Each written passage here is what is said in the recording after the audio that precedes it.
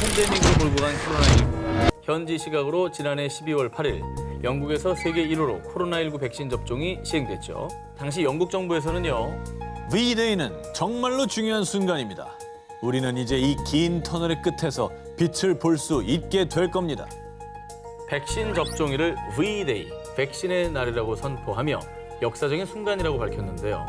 영국의 백신 우선 접종 대상자는 코로나19 취약계층인 80세 이상 노인들, 그리고 과연 누가 코로나19 백신 1호 접종자가 될 것인지 전 세계 이목이 집중된 가운데 북아일랜드 남서부 애니스킬렌에 사는 90세 여성 마거릿 키넌이 세계 1호 백신 접종자로 선정됐습니다. It was fine. It was fine. I wasn't nervous at all. It was really good.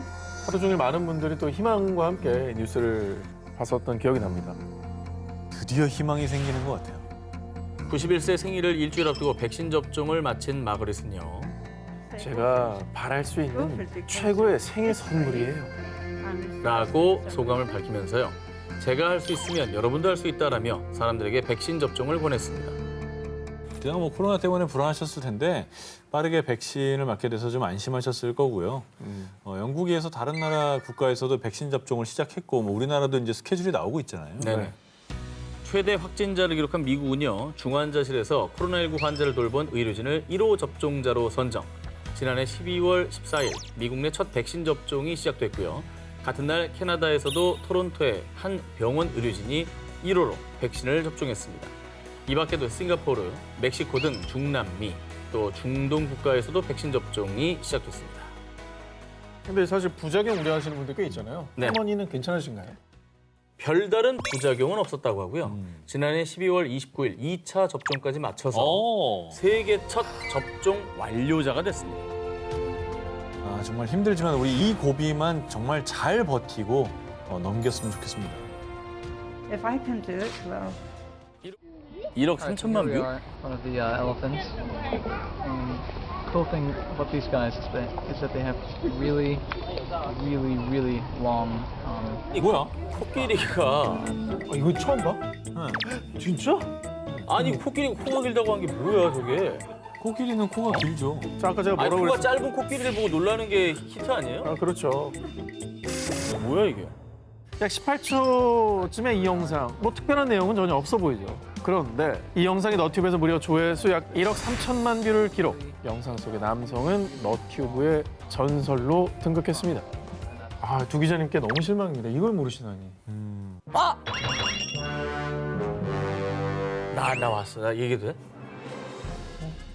그거지. 최초의 유튜브 아니에요? 정답. 아 진짜? 와. 아 진짜? 와 이게 진짜 나 정말 생각도 못했네. 지금의 너튜브의 인기는 상상도 못했던 시절인 2005년 4월 13일 1호 영상을 올린 주인공 바로 너튜브의 공동 창립자인 자베드 카림입니다. 오너예요, 오너. 야 창립자야. 그렇습니다. 2005년 2월 너튜브를 개설한 그는 정식 서비스를 시작하기 전 샌디에이고의 한 동물원에서 친구에게 컴팩트 카메라를 주고 영상 촬영을 부탁했고요. 본인 이름인 자베드라는 채널을 만들고 어머머. 시범 삼아 Me at the Zoo라는 제목의 영상을 업로드했던 겁니다. 그리고 2005년 11월 너튜브 정식 서비스가 시작됐고요.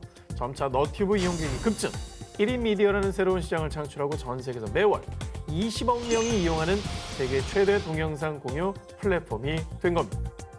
우진이 웬일이야. 요새는 뭐 초등학생들이 연예인 된다 소리 안 하고 너튜브 되고 싶다고 얘기를 하더라고요. 맞아요. 자, 사람들은 너튜브 역사의 시작, 세계 최초의 너튜브 영상인 이 자베드의 영상에 주목을 했고요. 2018년에도 보고 2021년에도 또 보러 올 줄이야. 최초의 너튜버 성지순례하고 갑니다 라며 성지순례하듯 찾아와 댓글을 달았고요.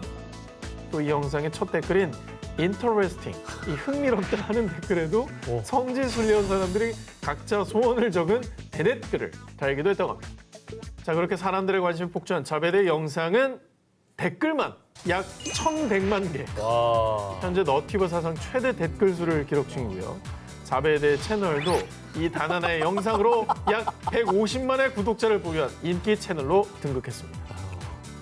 자, 자베드는 과연 이 영상을 올릴 때 너튜브가 세계 최대 동영상 공유 플랫폼이 될 줄 상상이나 했을까요? Really, really 우리가 한때 해외에 갔을 때 꼭 사오는 필수 쇼핑 리스트. 뭐 베트남에 가면 GP 커피, 말레이시아에 가면 RB 카페 등 각국을 대표하는 인스턴트 커피들 많이 사왔던 기억이 있으실 겁니다. 마트 가면 선물로 사기 너무 좋잖아. 일단 커피 싫어하는 사람 별로 없고. 그런데 말입니다. 사실 이 커피들은 모두 우리나라가 아니었으면 지금 존재하지 않았을지도 모릅니다. 바로 우리나라에서 세계 최초의 커피 믹스가 탄생했기 때문인데요. 제가 추천하는 21세기 문화재는 커피 믹스입니다. 일단 세계 최초 타이틀 있죠.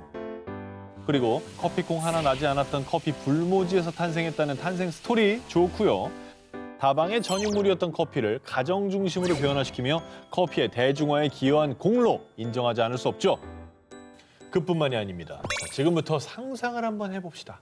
요즘같이 추운 날 등산하러 가서 따뜻하게 커피 한 잔 하려고 하는데 봉지에 소분해온 인스턴트 커피 가루 꺼내고 프림 꺼내고 설탕 꺼내고 이거 일일이 챙기고 꺼내기 얼마나 귀찮습니까? 하지만 커피 믹스 한 봉지만 있다면 보온병 열고 타기만 하면 끝! 언제 어디서나 간편하게 커피를 마실 수 있게 한 커피 믹스를 만든 기술 자체가 얼마나 대단한 겁니까? 삶의 질 향상에 공헌한 커피 믹스가 탄생한 것은 1976년 12월 국내 식품 전문 기업 D사에서 출시한 맥스비 커피 믹스인데요.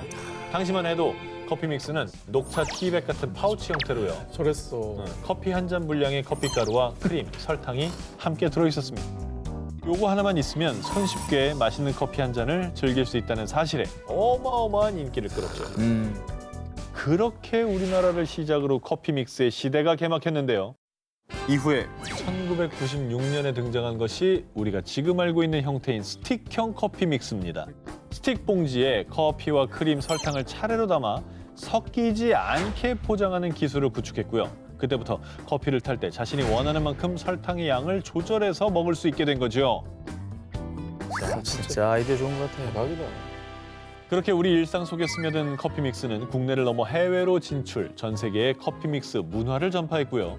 더 나아가 모카 맛, 티라미수 라떼, 바닐라 라떼, 아이스 돌체 라떼, 심지어는 민트 초코까지 다양한 맛의 커피 믹스가 등장하면서 커피 애호가들이 편리하게 커피를 즐길 수 있도록 공헌하고 있는데요. 이게 다가 아닙니다. 2017년 특허청에서 실시한 설문조사에 따르면 한국을 빛낸 발명품 10선 중 훈민정음, 거북선, 금속팔자, 온돌에 이어 커피 믹스가 5위로 선정되는 영광을 안았다고 합니다. 5위? 아니 훈민정음과 커피 믹스가 같은 동급. 뭐 거기에 올라갔습니다. 근데 그만큼 많은 사람에게 혜택을 줬다는 거니까. 커피 공화국이라 불릴 만큼 커피를 사랑하는 우리나라. 1인당 연간 350석 잔의 커피를 마시고 지난해 6월 기준 서울의 카페만 18,535곳에 이릅니다. 그런데 조선시대에도 지금의 바리스타 역할을 했던 사람이 있었다고 합니다. 아 진짜? 조선 최초의 바리스타가 누구냐? 바로 120여 년 전인 대한제국 시절 국내외 귀빈들에게 서양 요리를 대접하던 황실 전례관 독일인인 마리 앙투아네트 손탁이었습니다. 손탁여사. 손탕 교사 이름 많이 들어봤어요. 미국의 천문학자인 퍼시벌 로웰의 저서에 의하면 1884년에 조선에서 커피를 대접받았다는 기록이 있는 걸로 보아서 이미 조선에 커피가 들어온 것을 알 수 있었는데요. 그런데 을미사변을 계기로 고종이 러시아 공사관으로 거처를 옮긴 사건이죠. 1896년에 아관 파천 당시 손탁은 고종의 식사를 책임진과 동시에 고종에게 갑에 커피를 올렸다고 합니다. 그리고 전해지는 이야기에 따르면 고종이 손탁이 내린 커피를 하루에도 몇 잔씩이나 마실 만큼 국내 최초의 커피 애호가가 됐다고 합니다. 천천히 드셔보시죠. 물론 뭐 그때 바리스타라는 직업 자체가 있었던 건 아니지만 결국에는 황실 수석 바리스타 역할을 하신 거잖아요. 그렇죠. 그런데 고종이 마시는 커피는 좀 특별하지 않았을까 하는 생각이 들어요. 오, 황제가 먹던 커피에 관심 있으십니까? 어떤 네. 품종입니까? 고종의 취향을 저격한 커피 스타일을 알려드리면요. 당시에는 뚝배기 같은 그릇에 커피가루를 넣고 물과 함께 끓인 후에요. 그 끓인 물을 체나 천에 거르거나 가루가 가라앉은 후에 위에 있는 맑은 물을 떠서 먹었다는데 오호. 참고로 이 방법이 커피의 본고장인 에티오피아의 전통 커피 내리는 법과 유사하다고 합니다. 지금 뭐 원두 종류 워낙에 많잖아요. 조선시대는 어디서 온 원두를 어떤 걸 먹었을까요? 취재해보니까 당시 신문에 커피 판매 광고가 있었습니다. 1896년에 독립신문 영문판에 실린 최초의 커피 판매 광고. 독일인 고스찰키가 운영하는 서울 정동의 상점에서 막 볶은 모카 커피, 자바 커피를 팔았다고 합니다. 자바, 인도네시아구나. 요게 조선시대의 당시에 아주 인기 커피였다고 하고요. 그리고 이때 커피 가격 궁금하시죠? 네. 예, 가격이요. 70에서 75센트. 당시 엽전 5냥 정도의 가치로 쌀 2대를 살 수 있는 가격이었는데요. 우와, 진짜 비쌌네. 저게 지금 커피가 캐비어 거의 반값이에요. 밑에 러시안 캐비어로 돼 있어요. 그러니까 사실상 1890년대 조선의 커피는 일부 부자들만의 전유물이었던 겁니다. 커피를 많이 마셨으면 이제 카페도 좀 있지 않았을까요? 여기에 있어요? 대해서는 좀 의견이 근데 분분해요. 네네. 1895년에 고종이 손탁에게 서울 정동의 29번지 소재의 한옥과 토지를 하사합니다. 이후에 이 한옥을 서양식으로 개조하면서 손탁의 사저가 되고요. 이 손탁의 사저가 서양인들의 사교의 장이 됩니다. 1902년에 본격적으로 호텔로 증축을 하면서 이 손탁빈관 1층에 정동 구락부라고 불리는 레스토랑이 영업을 시작했는데요. 외국인과 특권층만 출입할 수 있는 곳이었지만 이 정동 구락부가 유명해지면서 서민들에게도 커피, 가베의 존재가 널리 알려졌다고 합니다.